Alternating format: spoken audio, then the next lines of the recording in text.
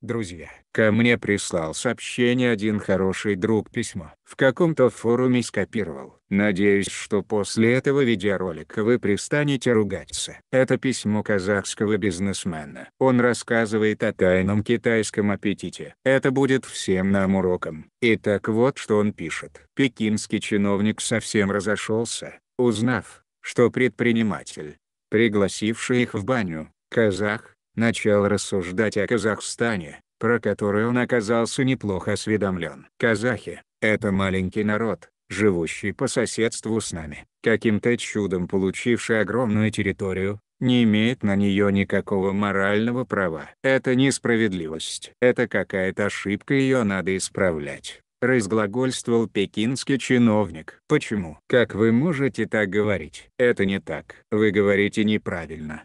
Изумленно восклицал наш урумчийский казах, бизнесмен. Почему же я не прав? Азартно парировал подвыпивший китаец. Какое они имеют право на такую территорию, тем более такую богатую территорию, если не могут ее нормально обустроить, если не могут извлечь из нее выгоду, если они не знают, как воспользоваться этим упавшим с неба огромным богатством. Они вообще не имеют никакого будущего, потому что воруют сами у себя, у своих детей, у своего будущего. Так не делается даже в животном мире. Они уже разворовали всю свою огромную страну. И много чего постепенно становится нашим. Эти казахи показали, что за все годы независимости они так и не смогли построить нормальное, независимое, экономически самодостаточное и крепкое государство. Они нуждаются во внешнем управлении. И рано или поздно мы ведем это управление. Этот процесс уже постепенно идет.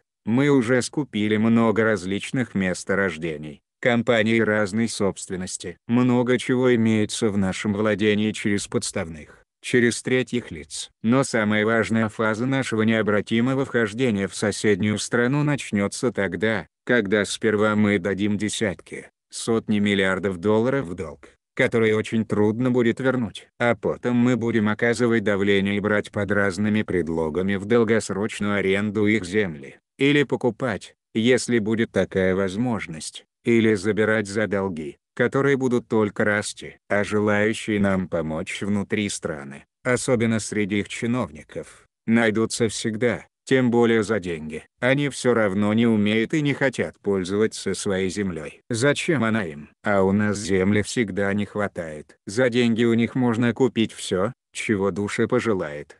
С их чиновниками очень легко договариваться. Они и мать родную продадут, лишь бы цена была подходящей. Им не надо два раза объяснять, чего ты хочешь. Все ловит на лету. Они запах денег из-под земли чуют. А мы, китайцы, не имеем привычки возвращать то, что уже однажды попало в наши руки. Это не в наших правилах. На крайний случай всегда можно решить вопрос силой, тем более, что защитить свою огромную страну они не в состоянии. У них армия может бороться только с безоружными людьми. Кстати, в России эти процессы уже идут полным ходом. Мы там много земли уже взяли в аренду. Наивны. Они думают, что отдали землю в аренду. Они отдали ее навсегда. У них тоже много лишней, ненужной земли. Да и чиновники русские тоже очень понятливые и сговорчивые. Им тоже не надо два раза объяснять. Эти тоже деньги сильно любят. На все готовы. В тот раз я уезжал из Урумчи в очень плохом настроении. Если такие вещи говорил молодой пекинский чиновник, значит, такие разговоры в Пекине ведутся. Я даже стал другими глазами смотреть на окружающих меня китайцев. И вот прошло несколько лет, и этот вопрос встал в нашем обществе в полный рост. Близорукая и неэффективная власть, упустившая время огромные возможности, бездарно растранжирила все деньги и, не зная где и как их достать для своего дальнейшего существования, готова покуситься на самое святое,